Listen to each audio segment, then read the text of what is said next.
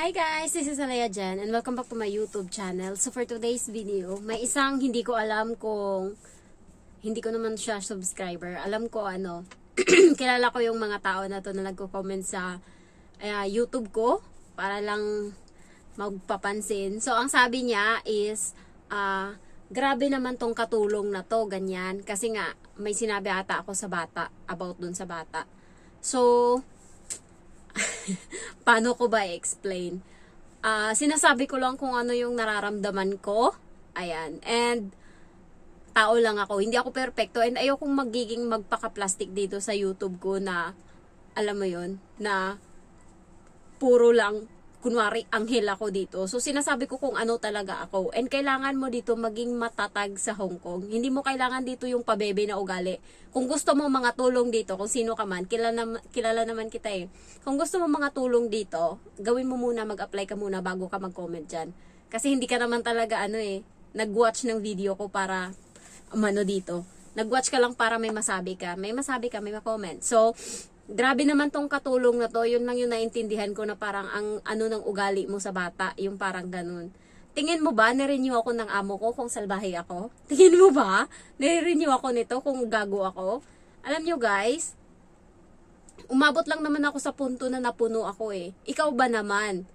Ang kalat sa kusina, hindi mo maintindihan. Wala nang mapaglagyan ng paghuhugasan mo ng plato. Hindi mo pahugas. Kasi nga, ang pangako ng bata sa'yo, matulog siya ng maaga para makagawa ka sa kusina. So, naglaro muna kami. Ngayon, hindi siya natulog ng 2 oras. Nakatayo ako doon 2 oras, walang ginagawa. Yung pagtatrabaho ko, parang wala lang nagawa. Parang walang kwenta yung tinayo ko doon ng 2 oras sa loob ng kwarto nila para tapikin yung binti niya para matulog siya. Ikaw kaya dito? Abnormal. So, nakakainis yung ganun. Kaya, ako alam niyo, huwag ka nang manood ng vlog ko. Alam mo yon, kasi hindi ka, you're so funny. Funny kayo. Ayan, so, ang ugali nila dito guys, ng mga bata, salbahe talaga sila sa salbahe. So, sa'yo na yun kung paano mo i-handle. Ako kasi, napuno na ako, 2 taon ko nang iniintindi ang mga ugali na yan. Ikaw ba naman, hindi ka mapuno? So, 10:30 dumating yung nanay. Bumangon ka, 5:00 pa lang ng umaga para magtrabaho. 10:30 na. Tapos maghuhugas ka pa ng plato sa kusina. Abutin ka doon ng isang oras. Maghahanda ka pa ng mag-ano ka pa ng pagkain ng bata kasi magluluto pa kinabukasan kasi may pasok sa school, 5:00 na naman uli. So, mag-defrost ka pa ngayon. Abutin ka talaga ng 1.5 oras. Maligo ka pa kasi wala ka pang ligo. So, abutin ka talaga ng 12:00 bago ka matapos kung gugustuhin mo talaga. Tapos sasabihin mo wala akong puso na nakatulong. Hello, okay ka lang? So, kung hindi ko pinakita yung ganung ugali ko, hanggang ngayon hindi nagbago yung amo ko. So, dahil dun sa nakita niya na nagwala talaga ako, na nagalit talaga ako, tapos sumunod na linggo, dumating na siya ng maaga, and sabi niya, tinanong ako ng bata kasi nagbabasa kami ng libro sa higaan. Sabi ng bata, bakit nung nakaraan bugnutin mo, sabi ng bata sa akin. Sabi ko sa kanya, ikaw ba naman, patayuin mo ko ng 2 oras dito, patapikin mo ko ng mo, tapos hanggang ngayon hindi ka tulog. Sino matutuwa? Ang dami kong trabaho sa kusina. Sino magagawa nun? Hanggang anong oras? Tapos tinanong ako ng bata, anong oras ka nakatulog? Sabi ko, 12:45. Yung nanay nakikinig lang, hindi siya umimik. Kaya simula nun, naging mindful na yung amo ko sa oras ng tapos ko ng trabaho. So, 10:30 ngayon, kapag nasa kusina ako, tapos na, inaano niya talaga ako na maligo na ako. Tapos, yung bata din is, inaano niya na, kapag naglalaro kami ng bata, hindi niya na pinapalagpas ng 10:30. Dapat umalis na ako. 10:30, dapat na asikaso ko na para 11:00 na sa kwarto na ako. Ayan. Kasi nga, ang hirap ng trabaho ko. Nakita niya na wala nang mapaglagyan yung eye bag ko dito sa mukha, grabe na. Tapos, alam mo yung pag nagbabasa ako ng libro sa bata, nakakatulog ako, nagsasalita ako na akala ko nagbabasa pa ako, pero iba na yung sinasabi ko. So, napapansin yun ng amo ko na, tapos alam nyo ba, yung regla ko, delayed na siya kasi nga wala na akong dugo sa katawan. So, imbis na every 27, umabot siya ngayon ng ngayon lang ako niregla, ng 9. Ayan, umabot siya ng 9 or 10. 9 ata. Ayan, umabot siya ng 9 na bago ako nagkaregla kasi kulang na ako ng dugo. Pinipilit ko namang matulog ng maaga pero talagang kaya kinakain ko lahat ngayon, sinisearch ko sa Google kung ano yung pangpadagdag dugo ng mga pagkain. Yan, pinangkakain ko ngayon lahat. Tapos, yung ugali nila dito is gusto nila guys pahirapan kayo, yung mga bata, mga salbahe talaga sila sa totoo lang. Alam niyo yung alaga ko, pag nakikita niyang masaya ako, hindi siya natutuwa, gusto niya salbahe, gusto niya yung mainit ulo ko, gusto niya yung nahihirapan ako, yan yung gusto niya. Kaya nung nakita niya ako nung bago ako dito na parang masaya ako, sinabi niya sa nanay niya na kargahin ko daw siya habang nililiguan. So, yung karga ko siya, tapos yung ulo niya, yun yung ginaganon ko dun sa gripo. Mahirap yun. Sasabunan mo pa, tapos ganun. Tapos tuwang-tuwa siya, kasi sabi niya sa nanay niya, sinungaling. Sabi niya sa nanay niya, pagod daw siya, kaya gusto niya daw ng ganong ligo. So, yun yung ginagawa niya, kaya wag niyo kaming husgahan na nakakapagsalita kami ng masama sa mga bata. Yun na nga lang yung time na masasabi ko yung sama ng loob ko, pipigilan mo pa. Wag ka na nga lang manood dito. Alam nyo guys, hindi ko pinipilit yung mga nanonood, tapos may hindi malayo sa akin yung nagbaba sa akin, okay? Yung mga nandyan na nagko-comment, hindi yan mga viewers ko, hindi yan pumunta sa YouTube ko para manood ng mga tips or pumunta lang yan para may malait sa akin. So hanggang dyan ka lang, wala kang karapatan sa akin, wala kang karapatan. At least ako may napatunayan, ikaw wala, yun lang. So, yung ugali nila dito guys, spoiled sila and inaano sila ng mga nanay nila. Ini-spoil talaga, hindi lang nanay, parents. Iba-iba ng pagpapalaki. Alam mo nung nakaraang gabi, medyo nagalit yung amo kong lalaki sa bata. Kasi nga, nandoon kami sa sabi ng bata sa akin, tingnan mo kung ano ugali ng alaga ko ha. Sabi ng bata sa akin, kasi sabi ko sa nanay, ipainom ko bukas sa amo kong lalaki kasi papasok sa trabaho, kung gatas ba o soy milk. Tapos sabi ng lalaki, gusto ko gatas. Sabi ng tatay, ayoko ng soy milk. Sabi ng bata, ayaw niya nga gusto niya ipilit yung ayaw ng tao. Sabi niya, soy milk ibigay mo Jen. Alam mo yung parang siya yung batas dito sa bahay. Soy milk ibigay mo. Tawag niya pa sa akin, alam mo, pwede ba hinaan mo yung gitara mo? Sabi niya dun sa tatay niya. Kasi binabasahan ako ng libro ng katulong ko eh. Parang yung amo kong lalaki na siya, ikaw ba nagpapasahod? Parang ganun, tinignan siya ng amo kong lalaki. Parang ang ng ugali ng bata, nag-iba. So, nung sinabi niya yun, nung gabi, tinanong niya ako, dumating yung lalaki. Sabi niya sa amo kong lalaki, hi, stinky person. Sabi niya, hi, mabahong tao. Sabi niya ganun. So, hinayaan lang. Hindi sinasaway ng nanay, nakakahiya. So, hinayaan ko lang kasi ako na naman yung mga ngaral. So, pinabayaan ko. Tapos, yung amo kong lalaki, sabi niya, Jen binigay, sabi ng bata, Jen binigay mo sa kanya? Soy milk o gatas? Tapos sabi ng lalaki, gatas ata binigay niya, sabi ng amo ko lalaki. Tapos sabi niya, soy milk, di ba Jen? Sabi ng bata. Tapos sabi niya, dahil soy milk yung binigay sa'yo ni Jen, liliit yung titi mo, ganito lang kalaki, 1 cm. Ang salita kasi na jeje sa Chinese is titi or ari ng lalaki. So, alam ko na yon kasi tinanong ko sa kanya. Kaya nga, sinumbong ko siya sa amo kong babae na nagsasalita siya ng ganyang word na hindi dapat agma sa edad niya. Tapos yung menstruation na salita, ang bilis-bilis niya lang yan sabihin. Alam mo, sabi ko sa kanya, nakakahiya yung ganyang word na yan. Hindi ko nga yan ginagamit eh. Tapos ikaw, makasabi ka, ilang taon ka pa lang sasabihin mo yan. Tapos may mga taong makarinig, ganyan yung word mo, menstruation, ayan, JJ, yung ari ng tao, sabi kong ganun sa kanya. So, sinabi niya sa lalaki, sa amo kong lalaki na, dahil ininom mo yung soy milk, magiging 1 cm na lang yung JJ mo. Sabi niya ganun sa salita nila, naiintindihan ko, nandun nakikinig yung matanda, 2 matanda. Tapos yung katulong na Indo na ang salita is Cantonese din, Chinese din. Grabe nagalit yung amo kong lalaki, sabi niya, ano yan? Bakit niya? Sabi niya, ano yan? Saan mo natutunan yan? Sabi niya ganun. Tinuro ng bata ngayon, yung amo kong babae. Sabi niya, si mami, siya nagturo sa akin. Tapos sabi ng nanay, ano yon?